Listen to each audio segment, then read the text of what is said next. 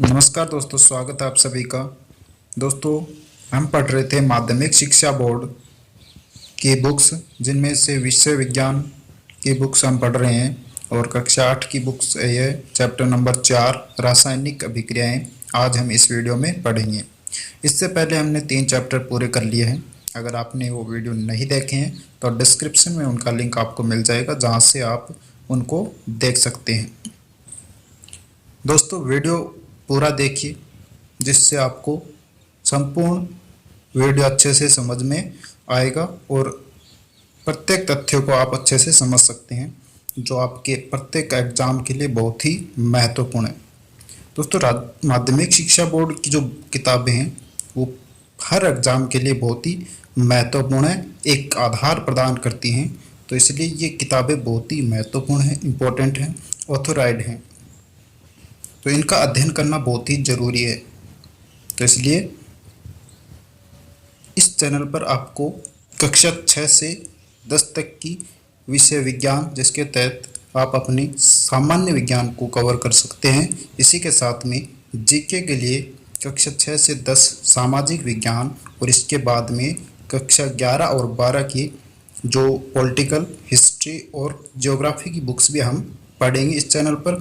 तो आप अगर इस सभी किताबों को अच्छे से पढ़ना चाहते हैं तो चैनल को सब्सक्राइब करके बेल आइकन जरूर दबा लीजिए, जिससे कि आप प्रत्येक वीडियो समय पर प्राप्त कर सके और आप अपनी तैयारी को बहुत ही महत्वपूर्ण तरीके से कर सकते हैं। तो इसलिए चैनल को सब्सक्राइब कर लीजिए, ठीक है, और साथ में वीडियो को लाइक भी कर दीजिए। वीडियो को अंत तक पूरा देखिए, जिससे कि आपको समझ में आए, और वीडियो को अगर पसंद आता है तो लाइक ज़रूर कर दीजिए। ठीक है दोस्तों, तो चलिए अब हम बिना समय गवाए शुरू करते हैं चैप्टर नंबर 4 रासायनिक अभिक्रियाएं। तो दोस्तों, यहाँ पर हम पढ़ने वाले हैं आज रासायनिक अभिक्रियाओं के बारे में। तो रासायनिक अभिक्रियाएं सबसे पहले क्या होती हैं वो पढ़ते हैं हम यहाँ पर। रासायनिक अभिक्रियाएं ऐसे प्रक्रम जिनमें पदार्थों का रासायनिक संगठन तथा रासायनिक गुणधर्म परिवर्तित हो जाते हैं, उन्हें रासायनिक अभिक्रिया कहते हैं। तो याद रखना है, रासायनिक अभिक्रिया किसे कहते हैं, यानी कि ऐसा प्रक्रम जिनमें पदार्थों का रासायनिक संगठन और रासायनिक गुणधर्म परिवर्तित हो जाते हैं, बदल जाते हैं, उन्हें रासायनिक अभिक्रिया कहते हैं। रासायनिक अभिक्रिया में भाग लेने वाले पदार्थ अभिकारक तथा अभिक्रिया के फलस्वरूप बनने वाले पदार्थ उत्पाद कहलाते हैं। ठीक है, तो अभिकारक और अभिक्रिया के से बनने वाले जो पदार्थ हैं उनको उत्पाद कहा जाता है। तो ये याद रखना है।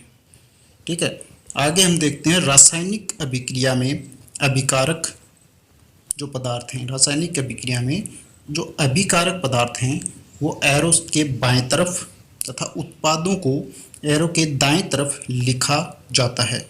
जो अभिकारक जो समीकरण बनाया जाता है उसमें, रासायनिक अभिक्रिया की जो समीकरण बनाई जाती है उसमें अभिकारक पदार्थों को जो एरो होता है उसके बाएं तरफ लिखा जाता है, वहीं उत्पादों को दाएं तरफ लिखा जाता है। रासायनिक गुणधर्म सबसे पहले देखते हैं गैस उत्पन्न होना। रासायनिक गुण अभिक्रिया के जो गुणधर्म है वो क्या होते हैं? गैस उत्पन्न होना। ईंधन जैसे कि पेट्रोल, केरोसिन, कोयला आदि को जलाने पर इनमें उपस्थित कार्बन वायु वातावरण की वायु के साथ में संयोजन करता है और कार्बन डाइऑक्साइड बनाता है। तो ये याद रखना है, गैस उत्पन्न होती है। रासायनिक अभिक्रिया जो होती है तो उसमें गैस उत्पन्न होती है। कोई भी ईंधन हम जलाते हैं तो वातावरण की वायु के साथ में संयोजन करते हैं और कार्बन डाइऑक्साइड बनाते हैं। अगला जो गुण है वो क्या है? रंग परिवर्तन। रंग परिवर्तन कैसे? सेब को चाकू से काटने पर कुछ समय पश्चात सेब का रंग भूरा हो जाता है, क्योंकि उसमें उपस्थित लोहा वायुमंडल में ऑक्सीजन से क्रिया कर आयरन ऑक्साइड बनाता है। तो ये भी याद रखना है, सेब को चाकू से काटते हैं तो कुछ समय के बाद में सेब का रंग भूरा हो जाता है। क्यों? क्योंकि उसमें लोहा यानी कि आयरन की मात्रा पाई जाती है, जिसके कारण वह ऑक्सीजन, वायु में जो उपस्थित ऑक्सीजन है उसके साथ में क्रिया करता है और आयरन ऑक्साइड बनाता है। तो ये याद रखना। तो ये बहुत बार पूछा भी जाता है कि सेब का रंग भूरा क्यों हो जाता है। तो यही कारण है जिसके कारण आयरन ऑक्साइड बनाने के कारण ही सेब का रंग भूरा हो जाता है काटने के बाद भी।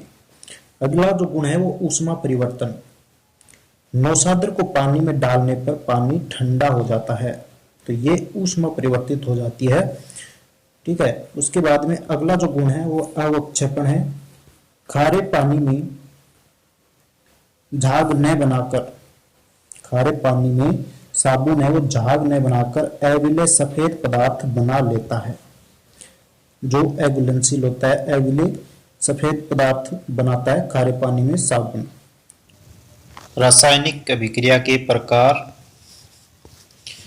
यहाँ पर देखते हैं हम। संयोजन अभिक्रिया, सबसे पहला प्रकार, जब दो या दो से अधिक तत्व या यौगिक यानी कि क्रियाकारक संयोग करके नया यौगिक यानी उत्पाद बनाते हैं तो ऐसी अभिक्रिया को संयोजन अभिक्रिया कहते हैं।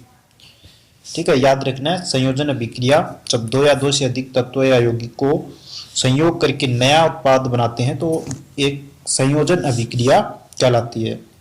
उदाहरण भी देख सकते हैं यहाँ पर, लोहा प्लस ऑक्सीजन यानी कि लोहा और ऑक्सीजन का संयोजन करते हैं तो लोहे का ऑक्साइड हमें प्राप्त होता है। तो यह एक संयोजन अभिक्रिया है। ठीक है, आगे देखते हैं हम यहाँ पर दूसरा जो प्रकार है वह वियोजन या अपघटनीय अभिक्रिया।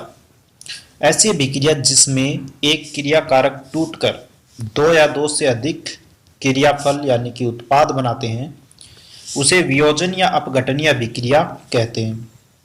उदाहरण देखते हैं यहाँ पर, कैल्शियम कार्बोनेट है वो कैल्शियम ऑक्साइड और कार्बन डाइऑक्साइड में विभक्त हो जाता है टूटकर। तो इस प्रकार से यह एक वियोजन या अपघटनीय अभिक्रिया कहलाएगी। अगला जो प्रकार है वह है विस्थापन अभिक्रिया। तो यहाँ पर विस्थापन अभिक्रियाएं, इसमें वे अभिक्रियाएं जिनमें किसी यौगिक के कम क्रियाशील तत्व हैं को अधिक क्रियाशील तत्व विस्थापित कर देता है, अधिक क्रियाशील तत्व में विस्थापित कर देता है, विस्थापित अभिक्रियाएं कहलाती हैं। यानी कि वे ऐसी अभिक्रियाएं जिनमें किसी यौगिक के कम क्रियाशील तत्व पाए जाते हैं और अधिक क्रियाशील तत्वों में विस्थापित कर दिए जाते हैं तो उनको विस्थापित अभिक्रियाएं कहते हैं। जैसे कि लोहा प्लस कॉपर सल्फेट का संयोजन अगर करते हैं तो यहाँ पर फेरस सल्फेट और कॉपर मुक्त हो जाता है। यहाँ पर फेरस सल्फेट हमें प्राप्त होता है और यहाँ पर कॉपर मुक्त हो जाता है, अलग हो जाता है। चौथा जो प्रकार है वो है ऑक्सीकरण अपचयन अभिक्रियाएं। तो संयोजन अभिक्रिया चौथा प्रकार क्या कहलाता है, ऑक्सीकरण अपचयन अभिक्रियाएं। तो सबसे पहले इसमें ऑक्सीकरण अभिक्रिया देखते हैं। ऐसी अभिक्रियाएं जिनमें किसी पदार्थ में ऑक्सीजन का समावेश तथा हाइड्रोजन का निष्कासन हो उन्हें ऑक्सीकरण अभिक्रिया कहते हैं। तो यहाँ पर ऑक्सीजन का समावेश होता है और हाइड्रोजन का यहाँ पर निष्कासन हो जाता है, ऐसी अभिक्रियाओं को ऑक्सीकरण अभिक्रियाएं कहते हैं। उदाहरण देखते हैं यहाँ पर, कॉपर प्लस ऑक्सीजन का संयोजन होने पर कॉपर ऑक्साइड हमें प्राप्त होता है। तो इस प्रकार यह एक ऑक्सीकरण अभिक्रियाएं होगी। अगली अभिक्रिया है अपचयन अभिक्रिया। तो यहाँ पर अपचयन अभिक्रिया में ऐसी अभिक्रियाएं जिनमें किसी पदार्थ में से ऑक्सीजन का निष्कासन तथा हाइड्रोजन का समावेश हो। यहाँ पर अपचयन अभिक्रिया में ऑक्सीजन का निष्कासन होता है जबकि ऑक्सीकरण अभिक्रिया में हाइड्रोजन का निष्कासन होता है। तो यहाँ पर हाइड्रोजन का समावेश हो रहा है और ऑक्सीजन का निष्कासन हो रहा है, तो ऐसी अभिक्रिया जो होगी वो अपचयन अभिक्रिया कहलाएगी। उदाहरण देखते हैं यहाँ पर, कॉपर ऑक्साइड प्लस हाइड्रोजन का अगर समावेश करते हैं तो कॉपर प्लस जल उत्पन्न होता है। ऑक्सीकरण और अपचयन अभिक्रियाएं एक दूसरे की पूरक होती हैं और कभी भी अकेली नहीं होती हैं, यह हमेशा साथ साथ होती हैं। जब एक पदार्थ ऑक्सीकृत होता है तो दूसरा अपचयित होता है। ऐसी अभिक्रियाएं ऑक्सी अपचयन अभिक्रियाएं या फिर अपचय अभिक्रियाएं कहलाती हैं। उदासीनीकरण अभिक्रिया, जब कोई अम्ल व क्षारक निश्चित मात्रा एवं आयतन में मिलाए जाते हैं तो लवण तथा जल बनते हैं। निश्चित मात्रा में उनको मिलाया जाता है तो लवण तथा जल बनते हैं और ऊष्मा निकलती है। ऐसी अभिक्रियाएं उदासीनीकरण अभिक्रियाएं कहलाती हैं। उदाहरण देखें तो यहाँ पर हाइड्रोक्लोरिक अम्ल प्लस सोडियम हाइड्रोक्साइड का अगर मेल करते हैं तो सोडियम क्लोराइड प्लस जल प्लस ऊष्मा प्राप्त होती है। आगे देखिए छठा जो प्रकार है वो ऊष्मा शोषी वह ऊष्माक्षेपी अभिक्रियाएं। तापमान के कम होने का कारण ऊष्मा का अवशोषण है, अतः ऐसी अभिक्रियाएं जिनमें ऊष्मा का अवशोषण होता है ऊष्मा शोषी अभिक्रियाएं कहलाती हैं। तापमान बढ़ने का कारण ऊष्मा का उत्सर्जन होता है, अतः ऐसी अभिक्रियाएं जिनमें ऊष्मा का उत्सर्जन होता है ऊष्माक्षेपी अभिक्रियाएं कहलाती हैं। तो ये जो प्रकार थे रासायनिक अभिक्रियाएं के 6 प्रकार थे। आगे हम देखते हैं ज्वाला की संरचना। ज्वाला की संरचना के अंतर्गत यहाँ पर अगर हम देखें तो जो पदार्थ वाष्पित होते हैं वे ज्वाला का निर्माण करते हैं, जैसे मिट्टी का तेल। जो पदार्थ वाष्पित नहीं होते हैं वे ज्वाला का निर्माण नहीं करते हैं।